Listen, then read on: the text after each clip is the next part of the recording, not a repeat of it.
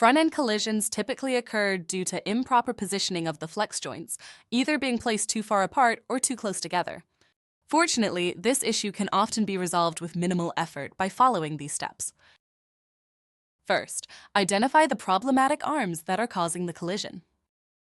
Second, stabilize and adjust. With one hand, stabilize the robotic cannula against the abdominal wall.